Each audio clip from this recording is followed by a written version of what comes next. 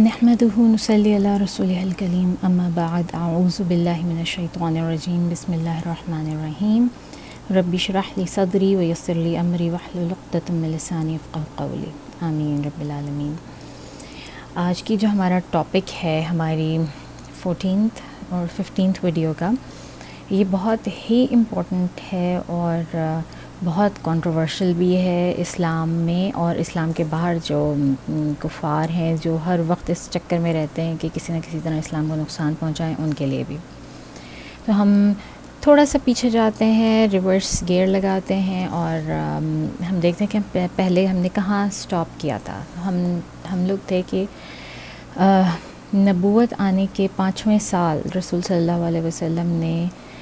جب مسلمانوں کا پرسیکیوشن بہت زیادہ بڑھ گیا، ان کے اوپر سختیاں اور زیادتیاں قریش کی بہت زیادہ بڑھ گئیں، تو جو مٹھی بھر مسلمان تھے ان کو رسول صلی اللہ علیہ وسلم نے اللہ کے حکم سے انہیں مشورہ دیا کہ وہ ابسینیا یعنی کہ ایتھوپیا حبشہ کی طرف ہجرت کر لیں، اور اس کا ریزن یہ تھا کہ وہاں کا بادشاہ وہاں کا بادشاہ نجاشی جو تھا، نجاشی اسہمہ، وہ انتہائی عادل شخص تھا اور وہ خود کرسچن تھا اور کرسچینٹی کی اس اسٹرینڈ پہ بلیو کرتا تھا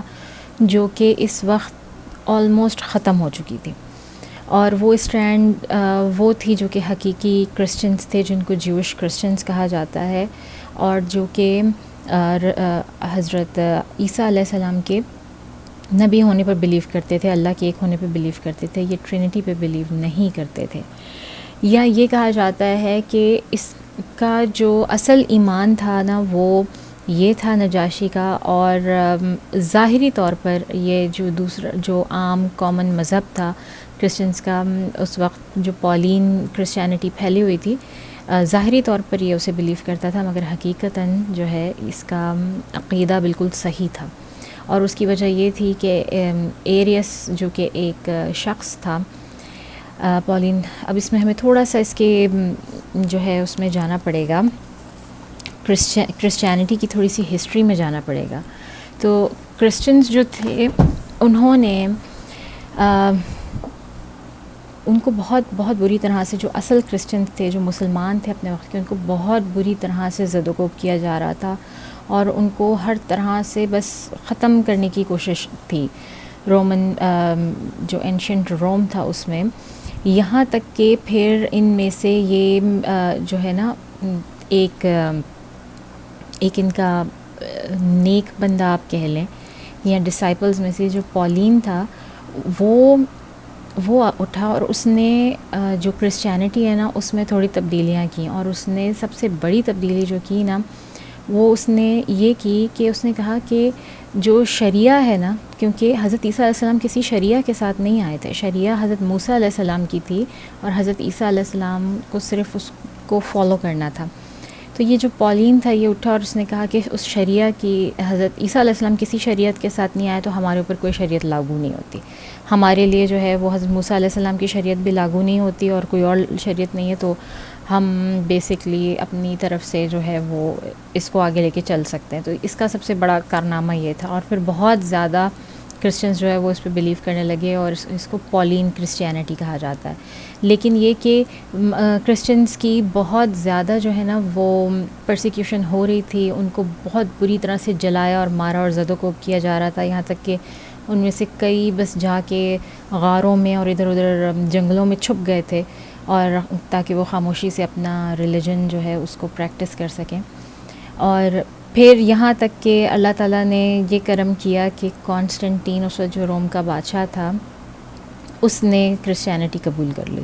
لیکن اس نے کرسچینٹی قبول تو کی لیکن اس نے اپنی ٹرمز پہ کی۔ اس نے کہا کہ میں تو اپنی چیزیں بھی نہیں چھوڑوں گا اور میں اس کو بھی بیچ میں ایڈ کر لوں گا۔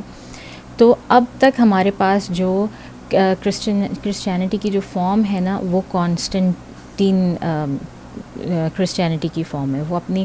اس لیے عیسائیت جو ہے نا وہ اپنی اصل میراث وہ بہت عرصہ پہلے وہ رسول صلی اللہ علیہ وسلم کے دور میں ہی کھو چکی ہے، اور اس کا ہمیں سب سے بڑا ثبوت ملتا ہے حضرت سلمان الفارسی کی اسٹوری میں۔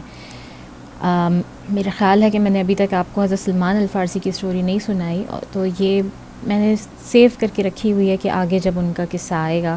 تو ہم اس وقت بات کریں گے. لیکن بہرحال ان کی اسٹوری سے ہمیں سب سے زیادہ جو ہے وہ اس بات کا ثبوت ملتا ہے کہ جو اصل جوش کرسچنز تھے، جو صحیح عقیدے کے اوپر عمل پیرا تھے، وہ ختم ہو گئے تھے. رسول صلی اللہ علیہ وسلم کے دور میں آ کے وہ بالکل ختم ہو گئے تھے. تو اس لیے پھر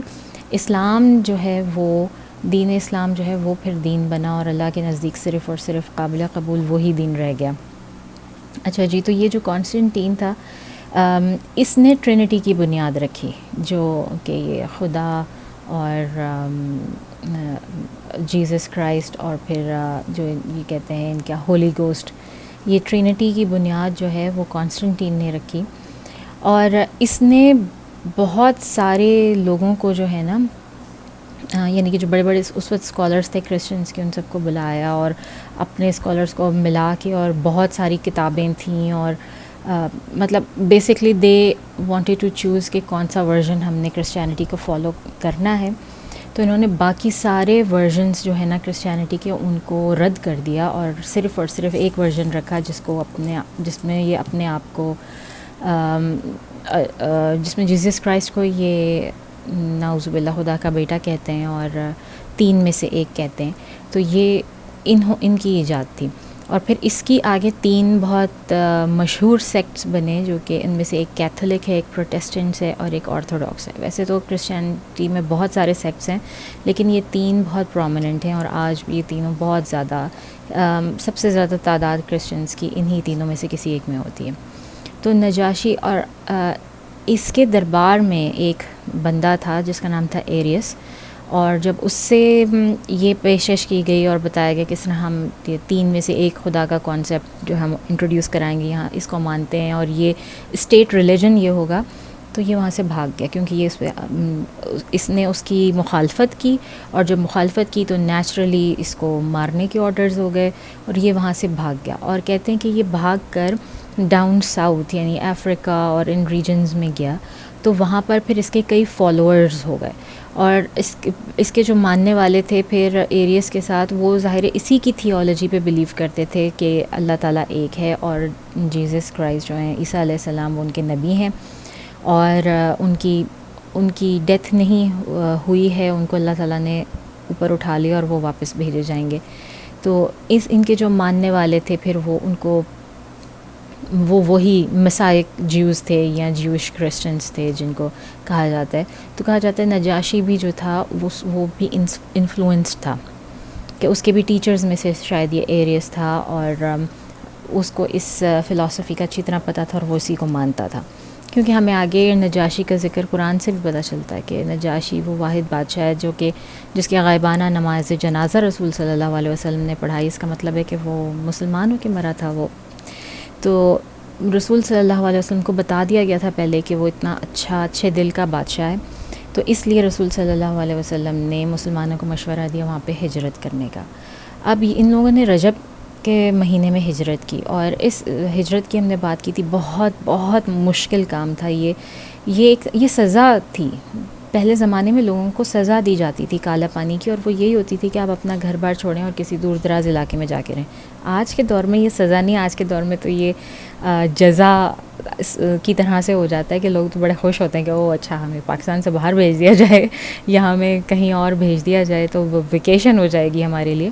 لیکن یہ پہلے سزا ہوتی تھی، اور تو ہجرت بھی کسی سزا سے کم نہیں تھی. بہت بہت مشکل تھا. تو جن 11 مردوں اور 4 عورتوں نے ہجرت کی حبشہ کی طرف، ان کے لیے انتہائی مشکل تھا، اور ہر لحاظ سے مشکل تھا. ظاہر ہے کہ ان کی زبان وہ نہیں تھی، زبان لسانی لحاظ سے وہ اپنا سارا گھر بار اور اپنی ساری دولت مال و جائیداد سب چھوڑ کر آئے تھے. کوئی بینک اکاؤنٹس تو تھے نہیں، آپ نے ادھر سے بینک میں ڈالا ادھر سے لے لیا. تو اس وقت تو جو بھی آپ کا مال و زر تھا وہ آپ لٹرلی زمین میں دفنا کے جاتے تھے، یا آپ اس کو بس چھوڑ کے جا رہے تھے بینڈن کر کے. تو بہت فائنینشلی بہت نقصان اٹھایا مسلمانوں نے. اور ہم نے یہ بھی نام بھی لیے تھے کہ کن لوگوں نے کیے. ان میں سب سے صف اول جو ہے وہ حضرت عثمان بن عفان تھے، اور رسول صلی اللہ علیہ وسلم کی بیٹی رقیہ، یہ کپل تھا. اور پھر ان کے علاوہ دوسرے کپلز تھے، 3 کپلز اور تھے. تو یہ لوگ رجب میں گئے ہیں. لیکن کیا ہوا کہ 3 مہینے کے بعد رجب، شعبان، رمضان، شوال میں یہ لوگ واپس آ گئے. اور یہ ایک انتہائی انہونی بات تھی کہ آپ نے ہجرت کی ہے اور مطلب ہفتہ تقریباً لگا کہ آپ وہاں سے اتنی مشکلوں سے وہاں پر گئے ہیں اور ابھی پوری طرح سیٹل بھی نہیں ہوئے. تو ایسا کیا ہوا کہ وہ واپس آ گئے وہاں سے. تو اس کے پیچھے جو ریزن ہے وہ ہمیں احادیث کے تھرو جو ملتا ہے. صحیح بخاری میں اس کا جو ایڈیشن ہے وہ میں آپ کو پڑھ کے بتاتی ہوں کہ صحیح بخاری میں آتا ہے کہ اسی سال کے،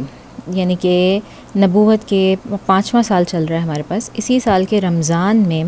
رسول صلی اللہ علیہ وسلم ایک دفعہ خانہ کعبہ کے جو ہولی سینکچوری ہے اس کے ارد گرد کا وہاں گئے، اور وہاں پر کافی بڑی کوئی گیدرنگ ہو رہی تھی مشرکوں کی، اور وہاں پہ تمام جو مکہ کے مشرک تھے وہ جمع تھے، جس میں بہت ان کے جو معززین تھے وہ بھی وہاں پر موجود تھے. اور رسول صلی اللہ علیہ وسلم نے وہاں جا کے سورہ نجم، جو کہ قرآن کی 41ویں سورہ ہے، وہ پوری کی پوری ریسائٹ کی، اس کی قرأت کی پوری کی پوری. اور یہ قرأت اس قدر خوبصورت تھی، اتنی حسین تھی، اور الفاظ اگر آپ اس سورہ کو پڑھیں تو الفاظ اس کے بے انتہا حسین ہیں. ہم تو اس کو صرف اور صرف ٹرانسلیشن میں جانتے ہیں، لیکن جو لوگ عربک جانتے ہیں انہیں اچھی طرح سے پتہ ہے کہ الفاظ اس کے اتنے خوبصورت اور اتنے ریدمک ہیں کہ کوئی بھی شخص اگر وہ پہلی دفعہ سن رہا ہے اور اس کو زبان سمجھ میں آتی ہے تو وہ ایک لمحے کے لیے، جسے کہتے ہیں نا، آپ کو جیسے کوئی لائٹننگ اسٹرک کر جائے اور آپ مبہوت ہو جائیں، تو وہ اس طرح کی سورہ ہے. اور رسول صلی اللہ علیہ وسلم کی زبان سے کی گئی قرأت تو وہ تو ہم امیجن ہی نہیں کر سکتے. اللہ تعالیٰ ہم سب کو جنت میں اس قرأت کو سننا نصیب کریں. لیکن وہ کیا قرأت ہوگی کہ رسول صلی اللہ علیہ وسلم کو ایک طرف جبرائیل ان کو بتا رہے ہیں اور وہ قرأت کر کے سنا رہے ہیں. تو ان کی قرأت سن کے سب لوگ اس قدر مبہوت ہو گئے کہ وہ بالکل خاموش ہو گئے اس بار، اور انہوں نے سنی پوری. یہ اس سورہ میں 62 آیات ہیں اور چھوٹی آیات ہیں، بہت لمبی سورہ نہیں ہے، یہ چھوٹی چھوٹی آیات ہیں، مگر بہت ہی پریسائز اور بہت ہی خوبصورت. میں بھی آپ کو پڑھ کے سناؤں گی. اور یہ لوگ اتنی بری طرح سے مبہوت ہوئے، اور اس کے ایک سورہ کے مطلب سحر میں آنا تو مجھے اچھا نہیں لگتا کہ میں قرآن کے لیے یہ لفظ استعمال کروں، لیکن بہرحال ان کی کنڈیشن ایسی ہوگی کہ وہ سننے پہ مجبور ہو گئے. اور جب آخر میں اس سورہ کے جو آخری آیت ہے وہ بیسکلی آیت سجدہ ہے، اور اس میں جب وہ آیت پڑھی رسول صلی اللہ علیہ وسلم نے تو اس کے بعد رسول صلی اللہ علیہ وسلم خود سجدے میں چلے گئے. اور ایسا ایک طلسم طاری تھا سب کے اوپر کہ جو مسلمان وہاں موجود تھے وہ بھی سجدے میں گر پڑے.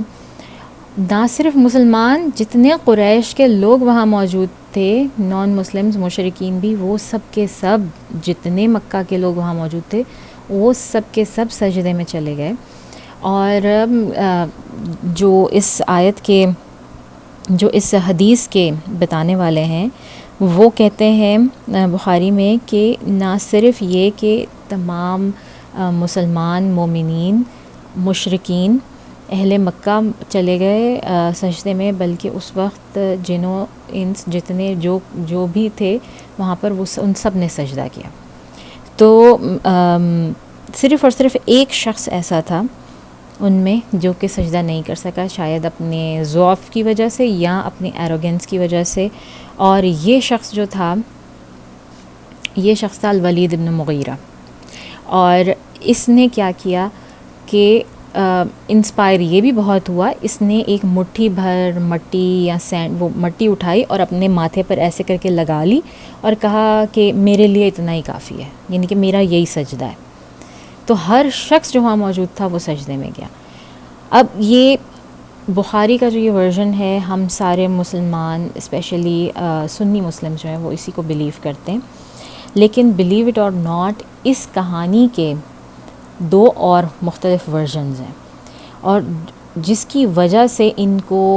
اس کو جو ہے نا وہ شدید کنٹروورسی کا شکار ہے. بلکہ اچھا وہ میں آپ کو بعد میں بتاؤں گی، پہلے میں آپ کو سنانا چاہتی ہوں اس سورہ کی آیات. اعوذ باللہ من الشیطان الرجیم، بسم اللہ الرحمن الرحیم۔ تھوڑی سی تلاوت کرنا چاہوں گی اور پھر ترجمہ۔ والنجم اذا ہوا ما ضل صاحبكم وما غوى وما ينطق عن الهوى إن هو إلا وحي يوحى علمه شديد القوى ذو مرة فاستوى وهو بالأفق الأعلى ثم دنا فتدلى فكان قاب قوسين أو أدنى فأوحى إلى عبده ما أوحى ما كذب الفؤاد ما رأى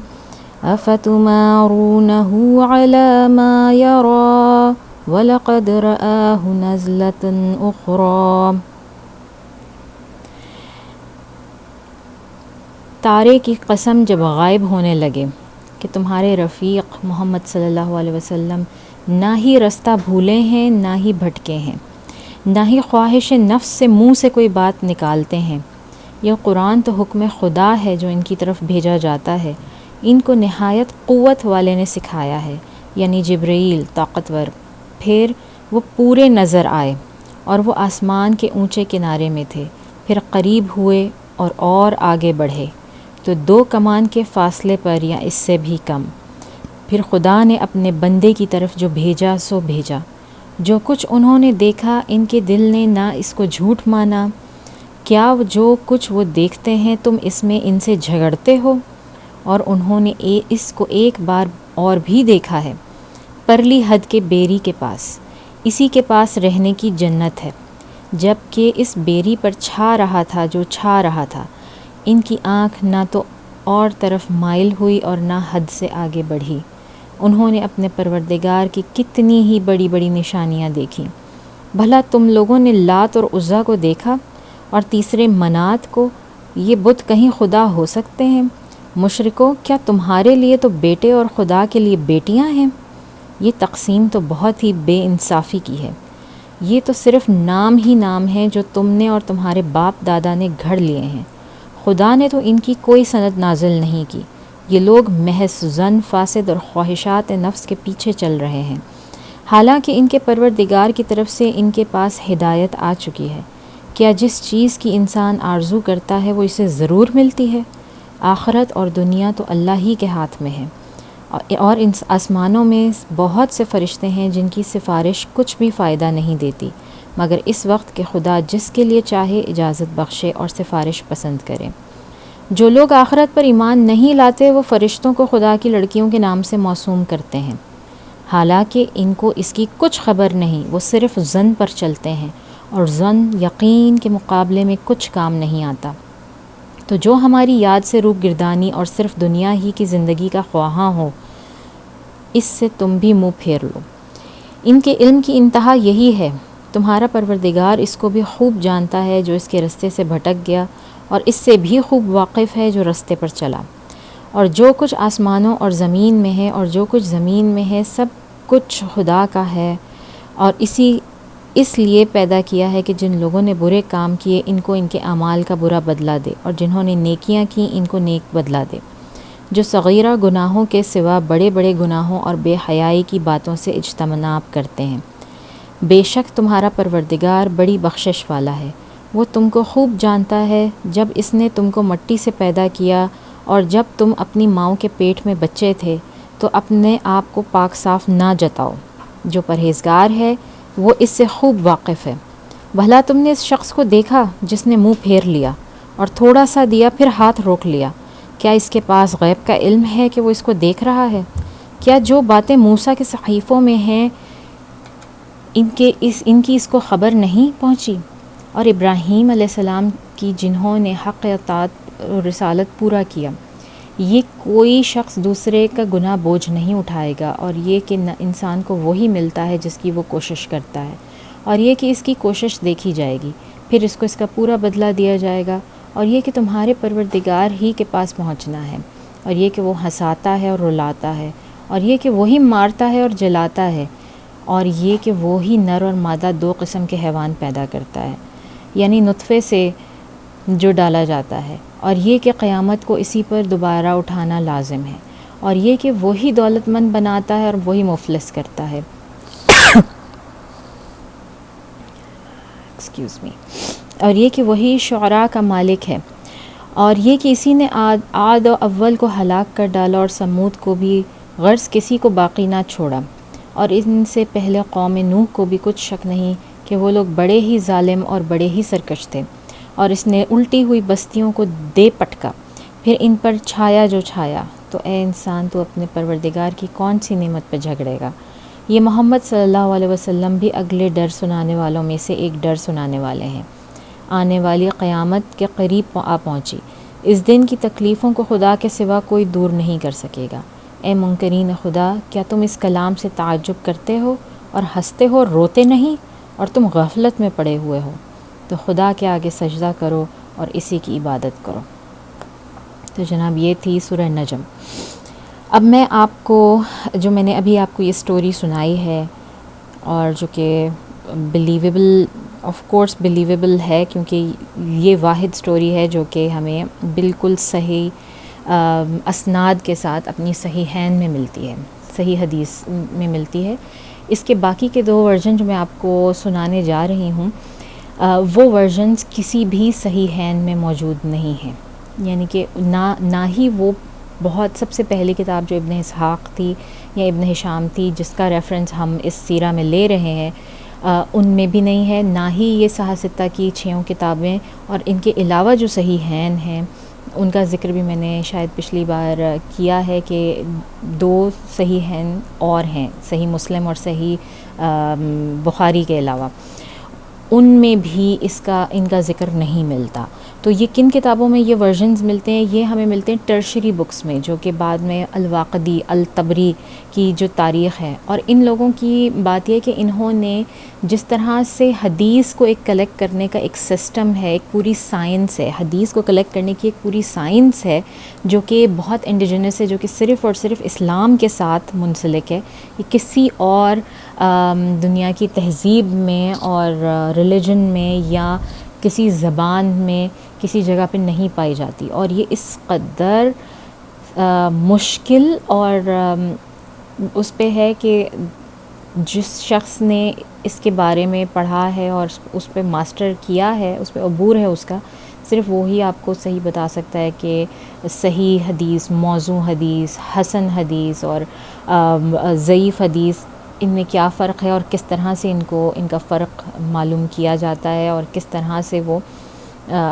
حدیثوں کے درجے جو ہیں وہ متعین کیے جاتے ہیں۔ تو جو سب سے اول جو حدیث کا درجہ ہے، جس کو بالکل صحیح حدیث اور حسن کہا جاتا ہے، وہ اس کی سند ہمیں ڈائریکٹ رسول صلی اللہ علیہ وسلم سے ملتی ہے، یعنی کہ وہ حدیث ہمیں ڈائریکٹ رسول صلی اللہ علیہ وسلم سے کوئی شخص جو ہے وہ مروی کر رہا ہے، وہ سب سے زیادہ حسن حدیث ہوتی ہے۔ تو یہ جو میں نے آپ کو آلریڈی ایک ورژن سنا دیا، یہ صحیح بخاری کا سب سے حسن حدیث یہ ہے۔ اب جو میں آپ کو اگلے 2 ورژن سنا رہی ہوں، یہ میں آپ کو ایکیڈیمکلی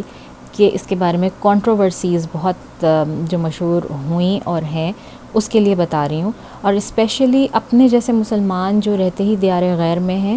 ہم جیسے لوگوں کو یہ ان سوالات کے جواب دینے پڑتے ہیں کبھی نہ کبھی زندگی میں، ہمارے منہ پہ مارے جاتے ہیں اس قسم کے سوالات، اور ہمیں زج کرنے کے لیے کہ ہم کیوں اسلام پہ عمل کرتے ہیں، اس طرح کے سوالات ہمارے منہ پہ مارے جاتے ہیں، اور ہمیں کہا جاتا ہے کہ تمہارا اسلام تو ایسا ہے،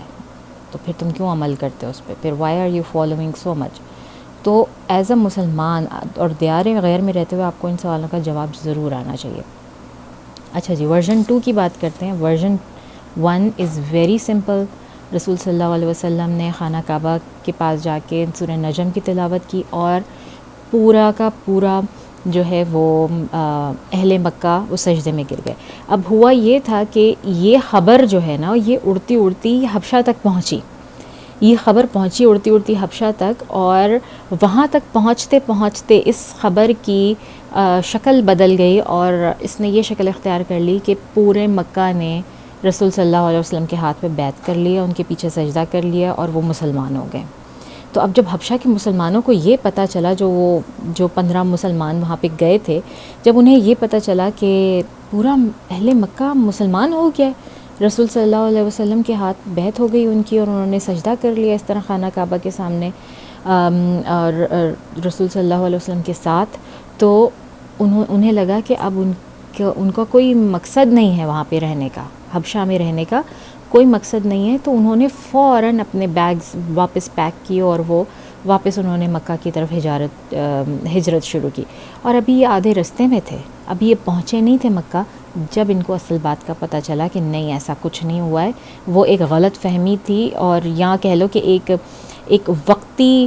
ایموشن تھا کہ اس میں بہہ گئے وہ سارے لوگ اور رسول صلی اللہ علیہ وسلم کے پیچھے انہوں نے سجدہ کر لیا، ورنہ وہ ابھی بھی اپنی ہی جاہلی اس کے اوپر قائم ہیں اور ہرگز مسلمان نہیں ہوئے۔ تو ان کو بڑا ملال ہوا، ان میں سے کچھ رہ گئے مکہ آنے کے لیے اور یہ خاموشی سے مکہ میں داخل ہو گئے اور کچھ واپس چلے گئے حبشہ۔ انہوں نے کہا پھر دیر از نو پوائنٹ کہ ہم جائیں، کچھ نے واپس وہیں سے اپنے پلٹے اور حبشہ چلے گئے۔ تو پہلا ورژن یہ تھا۔ دوسرا ورژن اس کا یہ تھا کہ اور یہ دوسرا ورژن ہمیں کہاں ملتا ہے؟ یہ دوسرا ورژن ہمیں ملتا ہے طبری کی تفسیر میں۔ جو طبری کی جو تفسیر ہے، یا انہوں نے انہوں نے ایک انسائکلوپیڈیا اکٹھا کیا ہوا ہے اور ان کا انسائکلوپیڈیا جو ہے نا وہ شروع ہوتا ہے حضرت آدم علیہ السلام کی بھی تخلیق سے پہلے سے۔ تو انہوں نے ہر عام و خاص واقعہ جو ان کے علم میں آیا وہ انہوں نے اس میں مینشن کیا ہے۔ تو وہ بہت اوتھینٹک سورس نہیں ہے ہسٹری کی، لیکن it's like a history book مور دین اے تفسیر بک، یا مور دین وہ کوئی سیرہ اسپیسیفک نہیں ہے، اور انہوں نے اس بات کا خیال نہیں رکھا کہ سند کہاں سے آ رہی ہے، کیسے آ رہی ہے۔ تو اس لیے بہت مطلب یہ ماننے والی نہیں ہے، مگر یہ ایگزسٹ کرتی ہے اور یہ مسلمانوں کی بکس میں ایگزسٹ کرتی ہے، یہ کسی کافر نے یا کسی اس نے نہیں بنائی۔ تو ورژن 2 اس کا یہ ہے کہ جب رسول صلی اللہ علیہ وسلم نے تلاوت شروع کی سورہ نجم کی، تو جہاں پر سورہ نجم میں آیت نمبر اس کی 19 ہے، جہاں پر یہ آتا ہے، اس کا ذکر آتا ہے، بھلا تم لوگوں نے لات اور عزیٰ کو دیکھا اور تیسری منات کو۔ تو یہ تینوں جو ہیں یہ قریش کی بت تھے، تینوں مورتیاں تھیں اور فیمیل مورتیاں تھیں جو کہ خانہ کعبہ میں رکھی ہوئی تھیں۔ تو جب اللہ تعالیٰ نے ان کو مینشن کیا تو وہ یہ کہتے ہیں کہ ابلیس نے جو ہے ابلیس نے نا اسی وقت اس کے بیچ میں 2 آیتیں ایڈ کر دیں۔ جب رسول صلی اللہ علیہ وسلم پڑھ کے بتا رہے تھے تو اس نے 2 آیتیں ایڈ کر دیں، اور وہ 2 آیتیں جو ہیں وہ جو اس وقت وہاں پہ جو مشرکین تھے انہوں نے تو سنی، لیکن مسلمانوں نے نہیں سنی، اور رسول صلی اللہ علیہ وسلم کو پتہ نہیں چلا کہ وہ جو ریسائٹ کر رہے ہیں اس کے بیچ میں وہ 2 آیتیں بھی ایڈ ہو گئی ہیں۔ اب وہ 2 آیتیں جو ہیں ان کو اسلامک ٹریڈیشن میں یا طبری میں بھی، الواقدی میں بھی ان کو کہا جاتا ہے قصۃ الغرانیق، اور غرانیق کا مطلب ہوتا ہے لمبی سی گردن والا پرندہ، لمبی سی گردن والا پرندہ۔ تو ان کو قصۃ الغرانیق کہا جاتا ہے اسلامک ٹریڈیشن میں۔ وہ 2 آیتیں کیا تھیں؟ میں ان کی عربی تو نہیں، لیکن میں آپ کو ان کی اردو کا ٹرانسلیشن بتا رہی ہوں۔ شیطان نے بولا، وہ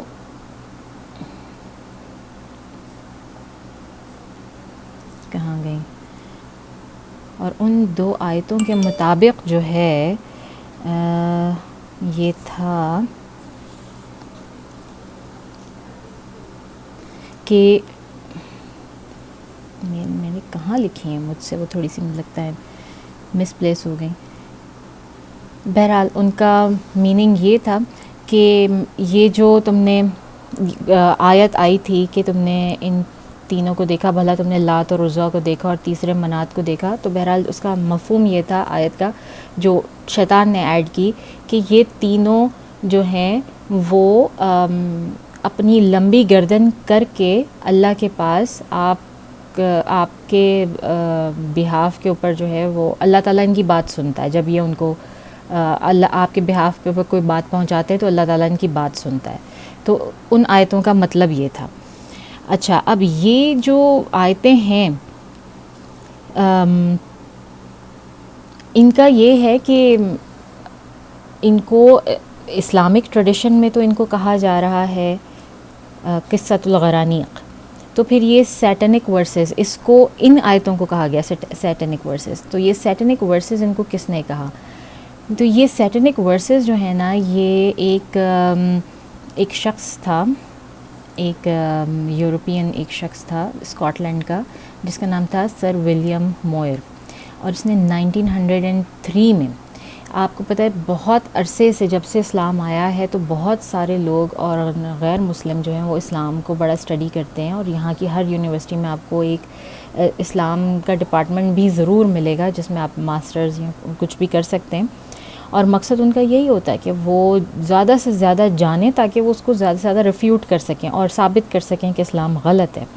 تو یہ بھی ایک ایسے شخص تھے سر ولیم موئر، جنہوں نے 1903 میں جو ہے وہ اسلام کے اوپر بڑی ریسرچ کی. اور اس وقت کے یہ بہت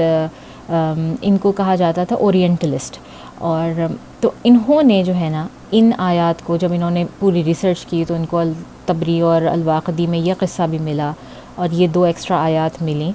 تو انہوں نے ان آیات کا نام رکھ دیا سیٹنک ورسز. انہوں نے ان کو کہا سیٹنک ورسز. اور اسی طرح سے جو ہے نا پھر تو ہمیں بیسکلی کہنے کا مقصد یہی ہے کہ یہ سیٹنک ورسز، یہ جو نام ہے، نہ یہ ہمیں قرآن سے ملتا ہے، نہ یہ ہمیں سننا سے ملتا ہے، نہ ہی یہ ہمیں اپنے کسی مسلمانوں کی ٹریڈیشن سے ملتا ہے. یہ سر ولیم موئر کی دین تھی، تو انہوں نے اس کو کہا. اور اس کے بعد یہ اس سے جو ہے وہ جیسے آپ کہہ لیں کہ مشہور ہو گئیں. اور اسلام میں جیسے میں نے آپ کو بتایا کہ اس کا نام جو ہے وہ یہی رکھا گیا، قصۃ الغرانیق رکھا گیا. اچھا، تو اس کے بعد جو ہے اور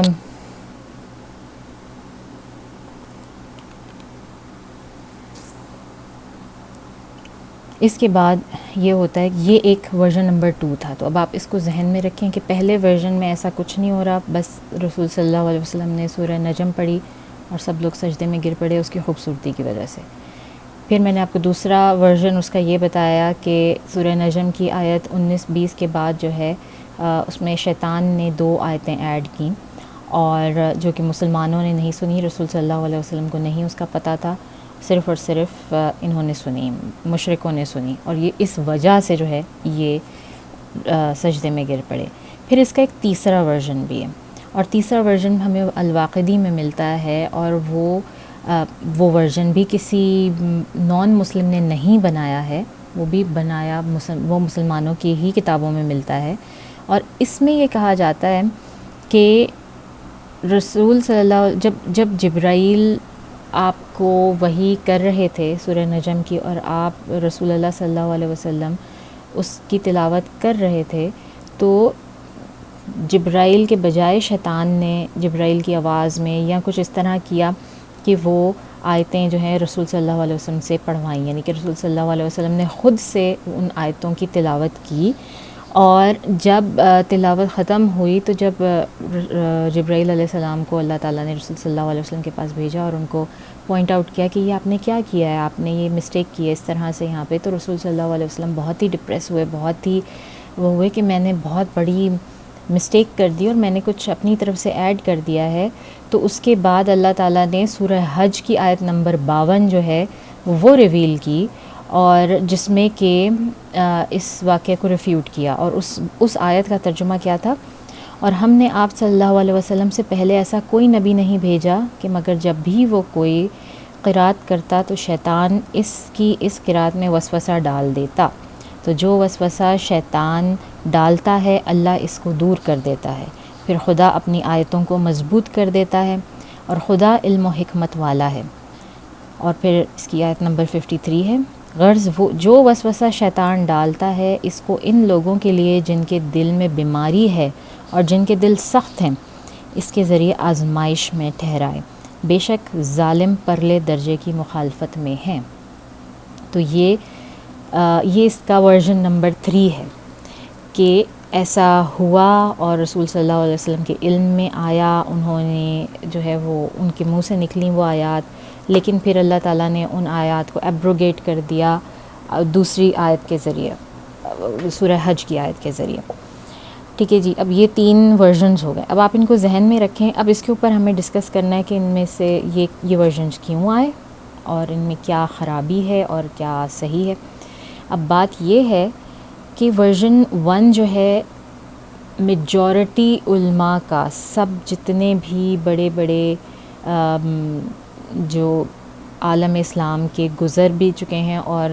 آج کے دور میں بھی موجود ہیں، سب کا یہ تو ایک کنسنسس ہے کہ جو ورژن 1 ہے دیٹ از اوتھینٹک، جو کہ صحیح بخاری میں ہے، ابن عباس سے نریٹڈ ہے، وہ دیٹ از اوتھینٹک، اور ہم سب سنی مسلم اسی کو مانتے ہیں، اور اس کی بہت ساری وجوہات ہیں کہ ہم انہیں کیوں مانتے ہیں. اور پھر یہ بھی ہوا کہ 1966 میں ایک آل مسلم کنٹریز کی ایک کانفرنس ہوئی مصر میں، اور اس کا ٹاپک صرف اور صرف یہی تھا، یہی سیٹینک ورسز یا قصۃ الغرانیق، صرف اور صرف اس ایشو کو انہوں نے ڈسکس کرنے کے لیے وہ پوری کی پوری کانفرنس کی، جس میں ساری دنیا سے سارے اسکالرز کے، اور سب نے اپنے پیپرز، اپنے ریسرچ، سارا کچھ جو ہے نا وہ اپنا پیش کیا اس میں انہوں نے. اور اس کا فائنل رزلٹ بھی یہی نکلا کہ جو پہلی ہماری ورژن 1 ہے that is the most authentic, اور اسی کو مانا جائے گا. باقی 2 ورژن جو ہیں وہ کمپلیٹلی فیبریکیٹڈ ہیں، وہ بعد میں بنائے گئے ہیں، اور وہ کسی اسلام دشمن نے ہی بنائے ہیں، جو کہ منافقین میں سے ہو سکتا ہے پروبیبلی، کیونکہ وہ مسلمانوں کے بیچ میں سے ہی نکلے ہیں وہ دونوں ورژنز بھی. اچھا جی. تو اب مسئلہ کیا ہے ورژن 2 کے ساتھ؟ ورژن 2 جو تھا اس میں تھا کہ شیطان نے 2 آیات بیچ میں ڈال دیں. تو being a Muslim, being a سنی مسلم، یہ ہمارا عقیدہ ہے، یہ پارٹ آف عقیدہ ہے کہ جو وحی ہے جو اللہ تعالیٰ کی طرف سے رسول صلی اللہ علیہ وسلم پہ آئی ہے یا کسی بھی نبی پہ آتی ہے، وہ ان کرپٹڈ ہے. اس کے بیچ میں کسی بھی طرح سے جو ہے نا کوئی وہ نہیں ڈالا جا سکتا، کسی قسم کا اس میں کوئی کچھ ایڈ نہیں کر سکتا اور کچھ نہیں کر سکتا. تو اگر آپ اس ورژن پہ بلیو کرتے ہیں تو اس کا مطلب ہے کہ آپ اس بات پہ بلیو کر رہے ہیں کہ شیطان کو اتنی پاور ہے کہ وہ جبرائیل کے ساتھ، مطلب اس نے جبرائیل علیہ السلام کے بہاف پر کوئی بات کر دی اور رسول صلی اللہ علیہ وسلم نے اس کی بات کو سمجھا کہ وہ جبرائیل کی تھی. تو سب سے بڑا مسئلہ تو یہ ہے. پھر سوال آتا ہے شیطان کو پاور کتنی ہے؟ تو جناب اس کا سب سے آسان جواب یہ ہے کہ شیطان کی پاور وہ ہے جو آپ اسے دیتے ہیں. شیطان خود جو ہے بیسکلی، ٹھیک ہے اللہ تعالیٰ نے اس کو اس میں پیدا کیا ہے، اس کی اپنی کچھ پاورز ہیں، لیکن حقیقتاً اس کو جو پاور دینے والے ہیں وہ انسان خود ہے. آپ جتنی پاور اس کو دیتے، جتنا اس سے ڈرتے ہیں اور اس پہ عمل کرتے جائیں گے، وہ اتنا ہی مضبوط اور اسٹرینگتھ اس کی بڑھتی جائے گی اور وہ آپ کو کنٹرول کرتا رہے گا. تو یہ بات ہے. تو اس لیے، لیکن مزے کی بات یہ ہے کہ یہ ورژن ہم یہ سب باتیں کرتے بھی ہیں، لیکن اس کے باوجود ہمیں یہ بھی دیکھنا چاہیے کہ کچھ اسکالرز بھی ہیں، بڑے بڑے نام ہیں اسکالرز کے، جو کہ ان ورژنس کو مانتے ہیں، اور ان کے لیے ان کی بڑی ہی جسے کہتے ہیں نا کہ سالڈ وجوہات ہیں. اب یہ بہت ڈیٹیل میں چلا جاتا ہے، لیکن کافی جو ہے نا وہ اسکالرز ہیں جو کہ اس ورژن کو مانتے ہیں. جن لوگوں نے یہ ورژن 2 کی حمایت کی ہے، ان میں سب سے بڑا نام جو ہے وہ ابن حجر العسقلانی کا ہے. وہ یہ اور وہ دلیل کیا دیتے ہیں کہ یہ بھی ایک پھر حدیث سائنسز سے ریلیٹڈ ایک چیز ہو جاتی ہے کہ جس وقت آپ بہت ساری آپ کے پاس 5-6 ویک نریشنز اکٹھی ہوتی ہیں، اور وہ ساری ویک نریشنز ایک ہی کسی سٹوری کی طرف، واقعے کی طرف پوائنٹ آؤٹ کرتی ہیں نا، تو ان سب کو ملاتے ہیں آپ، ان کو جوڑتے ہیں، اور اس کو ایک آپ اس حدیث کو جو ہے نا وہ ایک تھوڑا سا اس کی ایکسیپٹیبل اس کی کنڈیشن ہو جاتی ہے اس حدیث کی کہ آپ ان کو آپس میں ملاتے ہیں. لیکن خیر اور دوسرے علماء ہیں جنہوں نے اس کو ریفیوٹ کیا اور انہوں نے کہا کہ اس کی بھی بڑی کنڈیشنز ہیں اور یہ حدیث جو ہے ان کنڈیشنز پہ پوری نہیں اترتی، اس لیے ہم اس کو نہیں مانیں گے. تو یہ تھا. پھر جو ورژن 3 تھا کہ جس میں رسول صلی اللہ علیہ وسلم نے یعنی کہ بول دیا اور ان کو نہیں پتہ چلا کہ وہ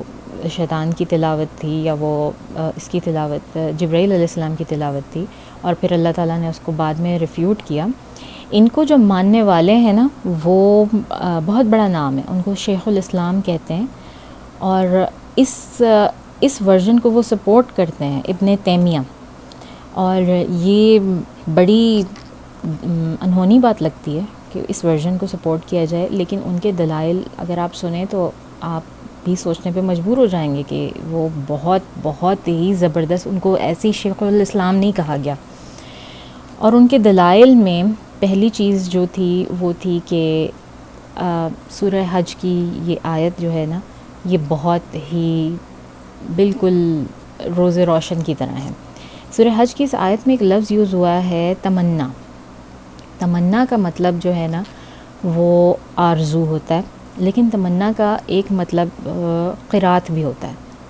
تو اگر آپ صرف اس ایک لفظ کے یہ دونوں مطلب الگ الگ رکھ کے اس آیت کو تلاوت کریں نا تو اس کے مطلب بہت بدل جاتے ہیں. تو اس وجہ سے انہوں نے کہا کہ اگر آپ میں اس کا ترجمہ جو ہے اس آیت کا اس حوالے سے، اس قرات کے حوالے سے کرتا ہوں، سورہ نجم کی قرات کے حوالے سے، تو یہ بالکل بہت ہی اوپن ہے، بالکل صحیح ہے. اور اس آیت کے نتیجے میں ہمیں پتہ چلتا ہے کہ شیطان کچھ کر نہیں سکا. بیسکلی رسول صلی اللہ علیہ وسلم بالکل ایک ہیومن ہیں، کیونکہ وہ ایک انسان ہے اور ان کی انسانیت اور انسانوں سے غلطیاں ہوتی ہیں. لیکن پھر سوال آتا ہے کہ رسول، آپ کے نبی، انبیاء جو ہیں یہ گناہ کر سکتے ہیں، غلطی کر سکتے ہیں؟ تو اس کا جواب یہ ہے کہ عام طور پہ ہم تمام سنی مسلمانوں کا عقیدہ یہ ہے اور اسی کو ماننا چاہیے کہ تمام انبیاء اور رسول جو ہیں وہ معصوم ہوتے ہیں. یہ ان کے اسماء میں سے ہے. تو وہ معصوم ہوتے ہیں، وہ جان بوجھ کے کوئی کبیرہ اور صغیرہ گناہ نہیں کر سکتے، لیکن ان سے ججمنٹل ایرر ہو سکتا ہے، ان سے ایسی غلطی ہو سکتی ہے کہ سننے میں مسٹیک ہو گئی یا کچھ ہو گیا جس طرح اس میں ہے. اور ہمیں سیرہ میں آگے بھی ایسا پتہ چلے گا. اور غلطیاں بھی ہو سکتی ہیں، گناہ وہ اگر نہ کر سکیں تو غلطیاں ان سے ہو سکتی ہیں. جیسے پھر وہ اس کے لیے دلیل دیتے ہیں، حضرت آدم علیہ السلام بھی تو تھے کہ ان سے غلطی ہوئی، انہوں نے شیطان کے کہے میں آ کے وہ پھل کھا لیا اس درخت کا جو کہ ان کو منع کیا گیا تھا. تو اسی طرح وہ یہ دلیل دیتے ہیں کہ غلطی ہو سکتی ہے، کوئی بات نہیں، اور اس سے ان کی جو انسانیت ہے وہ واضح ہوتی ہے. اور اس سے اللہ تعالیٰ بتاتا ہے کہ دیکھیں غلطی وہ بھی کر سکتے ہیں، وہ بھی کر سکتے ہیں، لیکن کوئی بھی نبی اور رسول جو ہے وہ اپنی غلطی پہ اڑا نہیں رہتا، وہ فوری طور پہ اس سے جو ہے ریفیوٹ کرتا ہے، اسے توبہ کرتا ہے اور اس سے ہمیشہ کے لیے آگے اجتناب کرتا ہے. وہ کبھی اپنی غلطی پہ قائم نہیں رہتا. تو اس وجہ سے اور یہ اس میں اللہ تعالیٰ کا سبق ہے، تو اس میں کوئی حرج نہیں ہے. اور اس میں وحی کا اسٹیٹس بالکل خراب نہیں ہو رہا، کیونکہ بے شک اگر شیطان نے بیچ میں کچھ ڈالا بھی تو وہ چیز قرآن میں نہیں آئی، اور اللہ تعالیٰ نے اس کو فوری طور پر آگے ایک دوسری جگہ جو ہے وہ قرآن میں اس کو ختم کر دیا. اور ایسا ہوا ہے قرآن میں، اگر آپ پڑھیں سورہ بقرہ کی آیات میں ہے کہ بعض اوقات ہم کسی آیت کو منسوخ کر دیتے ہیں اور دوسری آیت اس کی جگہ اس کی جیسی یا اس سے بہتر لاتے ہیں.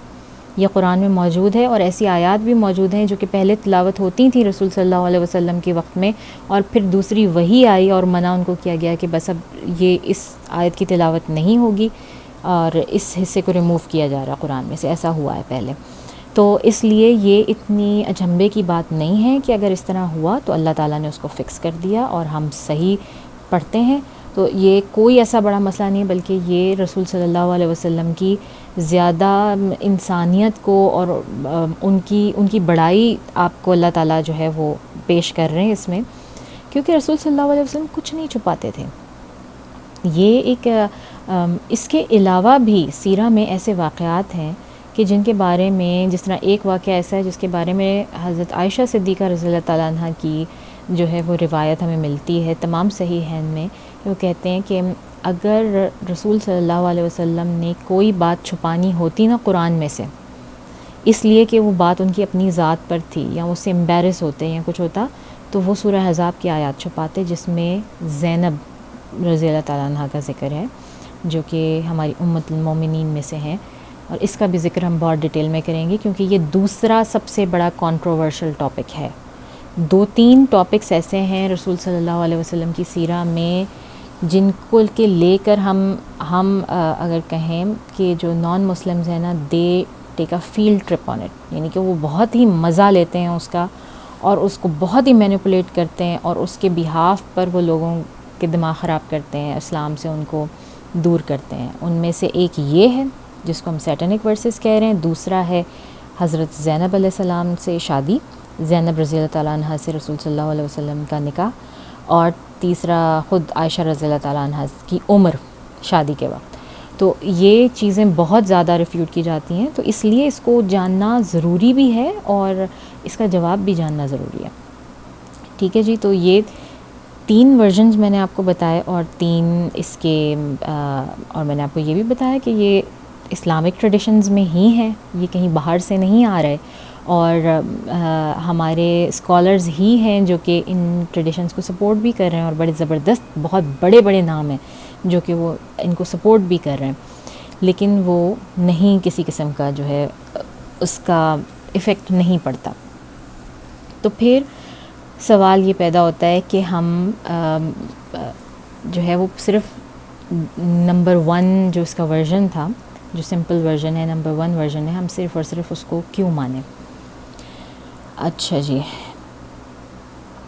اچھا یہ ہم بعد میں کریں، ٹھیک ہے۔ تو اب یہ بات ہو گئی یہ سیٹینک ورسز کی، اور اب اسی سے ریلیٹڈ ہے۔ تو 1988 میں ایک شخص تھا جس کا نام تھا سلمان رشدی، اور یہ انڈیا میں پیدا ہوا تھا۔ اس کے ماں باپ کافی مخیر لوگوں میں تھے، اور والد اس کے کسی پولیٹیکل پوسٹ پر تھے، تو اس نے اس وقت بھی کسی یورپین کیتھولک اسکول میں جا کے رہ کے، ہاسٹل میں رہ کے اس نے تعلیم حاصل کی، اور اس کے بعد لیٹر آن یہ کراچی میں رہا ہے کچھ عرصہ، اور پھر یہ یو کے موو ہو گیا، اور اس نے اپنے کیریئر کا آغاز ایکٹنگ، رائٹنگ، پروڈیوسنگ، مطلب تھیٹر اس طرح سے کیا،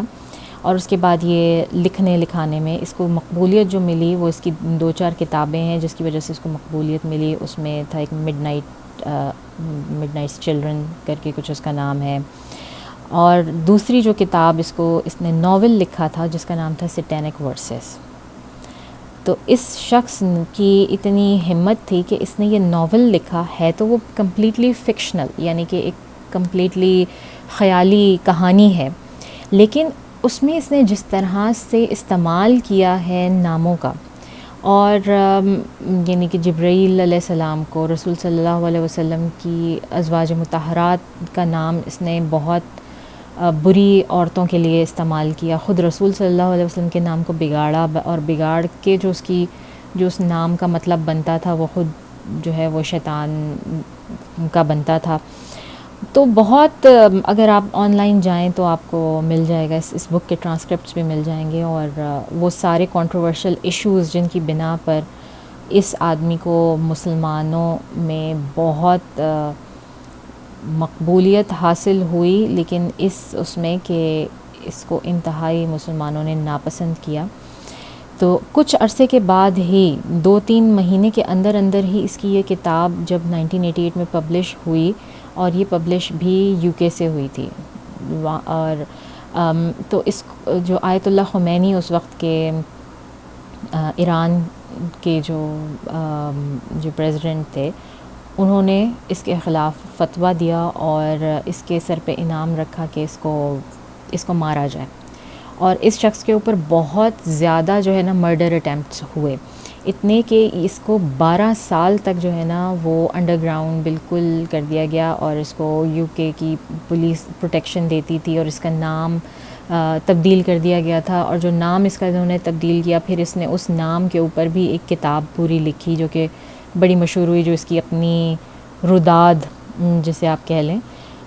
وہ تھی، وہ پوری کی پوری رداد تھی۔ تو بڑا جو ہے وہ اس شخص نے بہت مذاق اڑایا آپ کہہ لیں، بہت ہی گندی باتیں کی اسلام کے متعلق، اور یہ خود بھی مرتد ہی ہو گیا ہے، ہی از ناٹ مسلم. تو بہت ہی زیادہ جو ہے نا وہ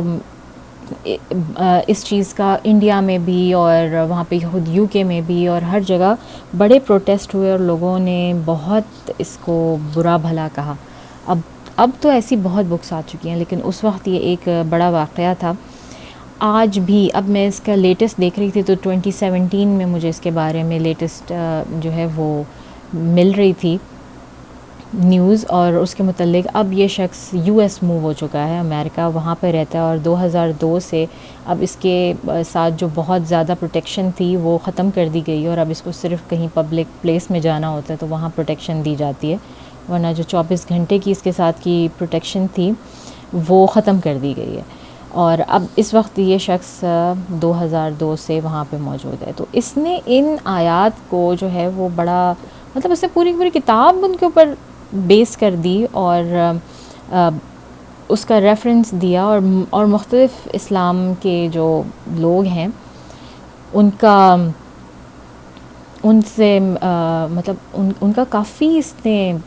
میرے نزدیک تو مذاق اڑانے کی کوشش کی ہے اسلامک ٹریڈیشن کا. تو یہ اس شخص کی تصویر ہے.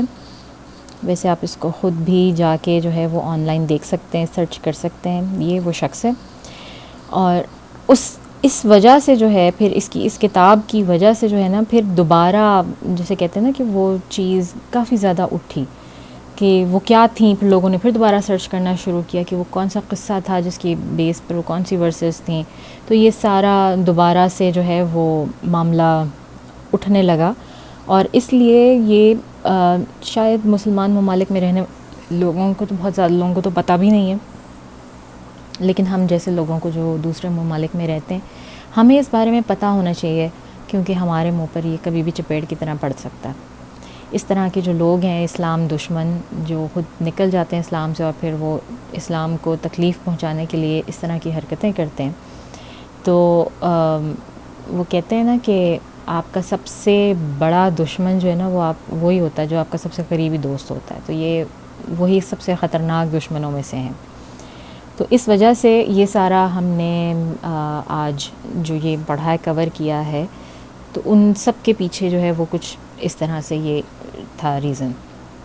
اچھا جی، اب ہم واپس آتے ہیں اپنے ورژن نمبر 1. میں ایک دفعہ پھر سے ریپیٹ کر دوں، ورژن نمبر 1 تھا کہ جس میں رسول صلی اللہ علیہ وسلم نے سورہ نجم کی تلاوت کی، خانہ کعبہ کے ارد گرد موجود تھے جتنے لوگ وہاں موجود تھے سب کے سب سجدے میں گر پڑے، اور وہ اتنا بڑا ایشو بنا کہ لوگ سمجھے کہ پورا مکہ جو ہے وہ مسلمان ہو گیا ہے، یہاں تک کہ حبشہ کو گئے ہوئے مسلمان وہ واپس آ گئے وہاں سے. اب وہ ورژن ہم کیوں مانتے ہیں؟ ٹھیک ہے نا، ہمیں اس کے ماننے کی وجہ ہونی چاہیے. تو اس ورژن کو ماننے کی سب سے بڑی وجہ جو ہے نا وہ یہ ہے کہ بہت بڑے بڑے ہمارے نام اسکالرز جو ہیں وہ بتاتے ہیں، اور وہ اس کے حق میں ہیں، جن میں ابن کثیر بہت بڑا، مطلب سیرہ میں آپ کی تفسیر میں ان سے بڑا کوئی نام ابھی تک نہیں ہے. قرآن کی تفسیر میں ابن کثیر ہو گئے، قاضی ریاض ہو گئے، الرازی ہیں، شیخ البانی ہیں، اور یہ سب اس کے علاوہ شیخ البانی جو ہیں اور محمد ابن اسحاق بن خزیمہ، یہ دونوں حضرات وہ ہیں جنہوں نے صحیحین، ایک میں نے آپ کو بتایا نا کہ 2 صحیحین، ایک تو صحیح مسلم ہے، ایک صحیح بخاری ہے، اس کے علاوہ 2 اور ہیں. ان میں سے ایک ابن حبان کہلاتی ہے اور دوسری ابن خزیمہ کہلاتی ہے. تو یہ چاروں جو ہماری صحیحین ہیں اس میں صرف اور صرف ہمیں یہ ورژن 1 ملتا ہے، اس لیے کیونکہ یہ سند کے ساتھ موجود ہے. ابن عباس کون تھے؟ رسول صلی اللہ علیہ وسلم کے چچا عباس کے بیٹے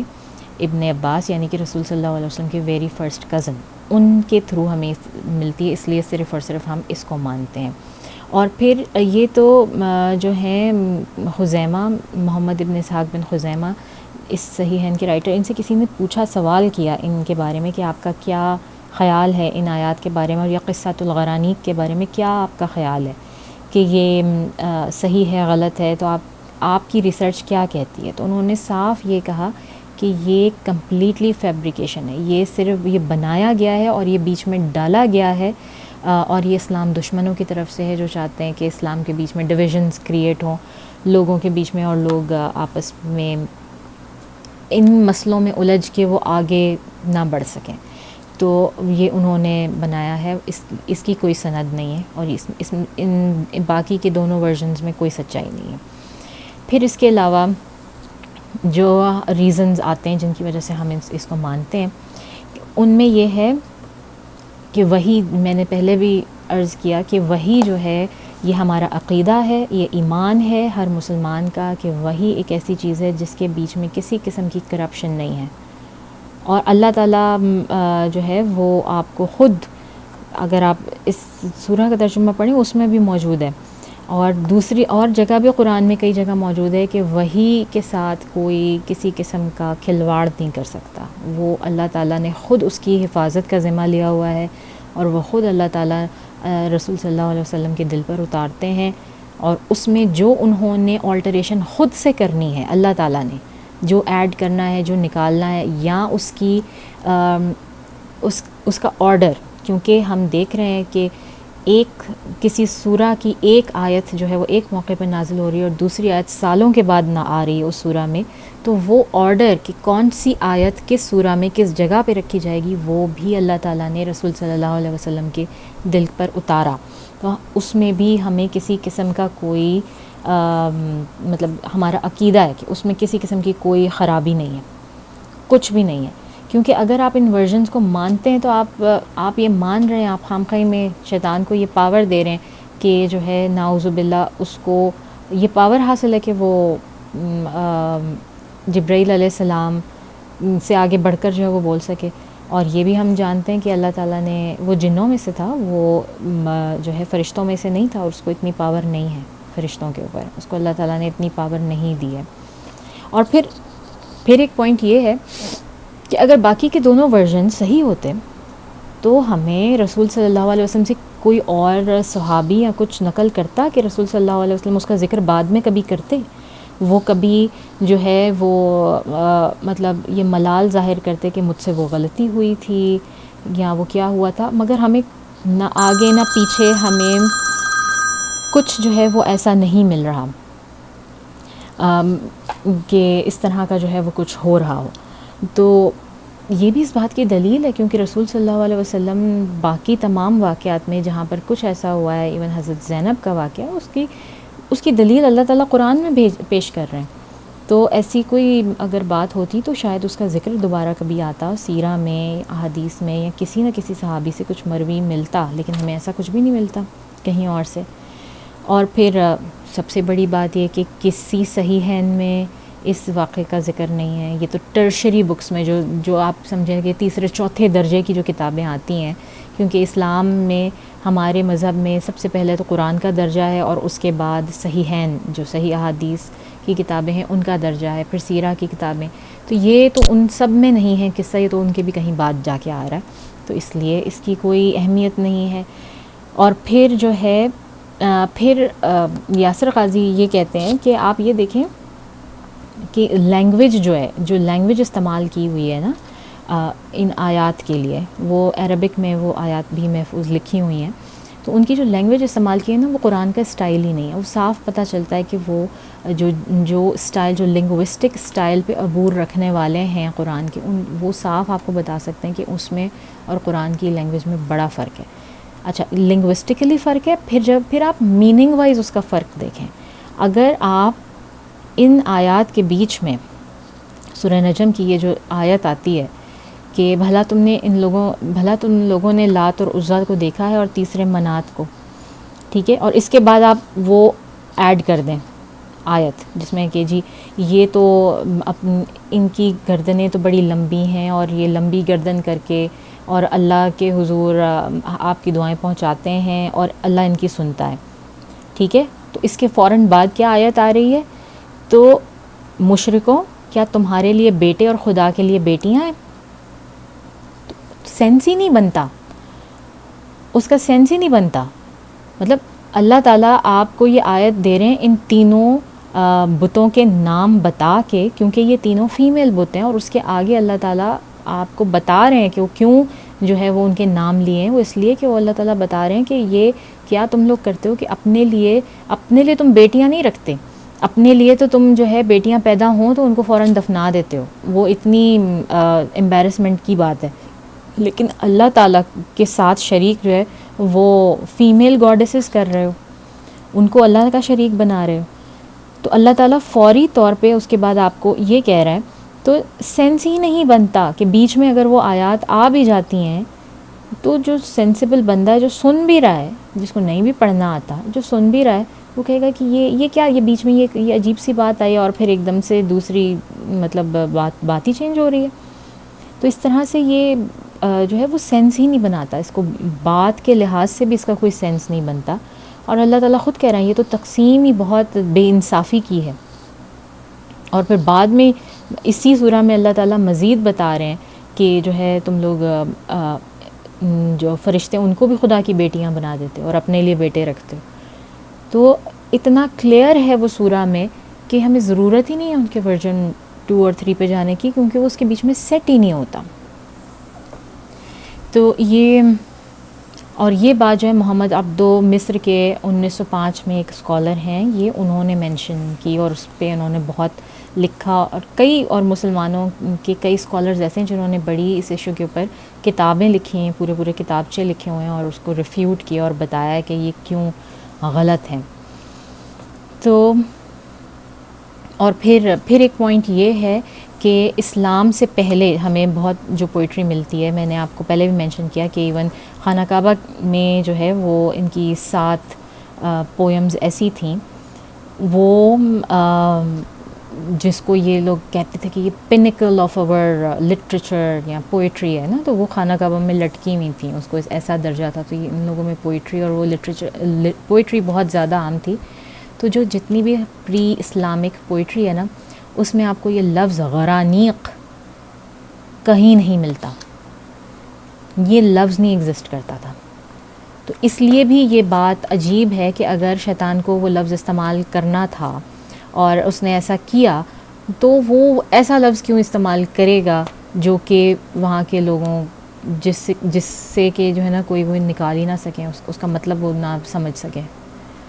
تو وہ ایسا لفظ کیوں کرے گا. تو یہ سارے کچھ یہ 7-8 پوائنٹس میں نے آپ کو دیے ہیں جن سے یہ ظاہر ہوتا ہے کہ